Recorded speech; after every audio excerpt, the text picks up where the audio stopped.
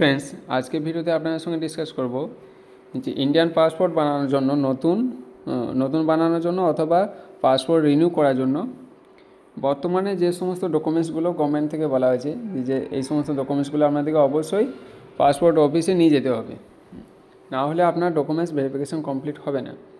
তো যদি আপনি নতুন অ্যাপ্লাই করতে চান তো সেই ক্ষেত্রে আপনার আধার কার্ড লাগবে, আপনার ভোটার কার্ড আর প্যান কার্ড, এই তিনটি ডকুমেন্টস আপনাদের লাগবে। 18 বছর এবং ওর থেকে অপরে যে সমস্ত ক্যান্ডিডেট আছেন, এডুকেশন থাকলে আপনার এডুকেশন সার্টিফিকেট, মাধ্যমিকের certificate, HS certificate, graduation certificate এই সমস্ত দিতে হবে। আর যদি আপনি বিবাহিত হয়ে থাকেন তো সেই ক্ষেত্রে আপনার একটা ম্যারেজ সার্টিফিকেট সাবমিট আপনাদেরকে করতে হবে অবশ্যই।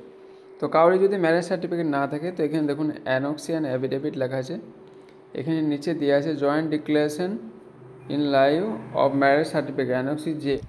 এই ফর্মটা ফিল আপ করার জন্য আপনাদেরকে জয়েন্ট একটা ছবি স্টুডিও থেকে তুলে নিয়ে আসতে হবে, দুজন পাশাপাশি বসে 6.4 ইন্টু 4.4 সেন্টিমিটার এই সাইজে একটা ফটো বার করে তার উপর সিগনেচার করতে হবে দুজনকে, হাজব্যান্ড অ্যান্ড ওয়াইফ। আর বাকি যেগুলো ফিল আপ করতে বলা হয়েছে সেগুলো ফিল আপ করতে হবে, নিচে সিগনেচার করতে হবে। তো এটাই আপনাদের জন্য ম্যারেজ সার্টিফিকেট হয়ে যাবে। আর তার সঙ্গে সমস্ত ডকুমেন্টস আপনাকে সাথেই নিয়ে যেতে হবে। আর বর্তমানে নতুন যে সিস্টেমটা চালু হয়েছে যে সমস্ত ডকুমেন্টসের যে ছবি, সেই ছবি বর্তমানে আপনার চেহারার সঙ্গে কিন্তু ম্যাচ হতে হবে। আগে আপনার চেহারায় ডকুমেন্টসে হয়তো একরকম ছাপ ছিল বা চেহারা গঠন অন্যরকম ছিল, এখন আপনার গঠন অন্যরকম আছে, তাহলে আপনাকে সমস্ত ডকুমেন্টসের ছবিগুলো কিন্তু আপডেট করতে হবে। আর যে সমস্ত ক্যান্ডিডেট বিলো 18 বছর নিচে তিনাদের যদি মাইনর হয়, মাইনর ক্যান্ডিডেট হয়, খুবই ছোটো হয়, তো সেক্ষেত্রে মা বাপের পাসপোর্ট লাগবে। তারপর ছেলের জন্য অ্যাপ্লাই করতে হবে বার্থ সার্টিফিকেট, আধার কার্ড এইসব নিয়ে, স্কুল আইডি। আর 90-এর ওপরে যে সমস্ত ক্যান্ডিডেট অ্যাপ্লাই করবেন তেনাদেরও কিন্তু বার্থ সার্টিফিকেট অবশ্যই লাগবে। পাসপোর্ট অফিসে যদি নাও লাগে তো পুলিশ ভেরিফিকেশনের সময় আপনাদের অবশ্যই সাবমিট করতে হবে।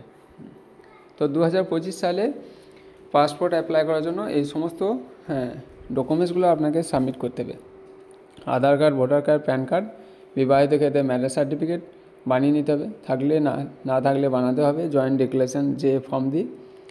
আর যদি স্বামী মারা যায় সেই ক্ষেত্রে ওয়াইফ যদি পাসপোর্টের জন্য অ্যাপ্লাই করে তিনার স্বামী মারা গিয়েছে তো সেই ক্ষেত্রে স্বামীর ডেথ সার্টিফিকেট আপনাদেরকে সাথে নিয়ে যেতে হবে। সেক্ষেত্রে ম্যারেজ সার্টিফিকেট লাগবে না, স্বামীর ডেথ সার্টিফিকেট সাথে নিয়ে যেতে হবে।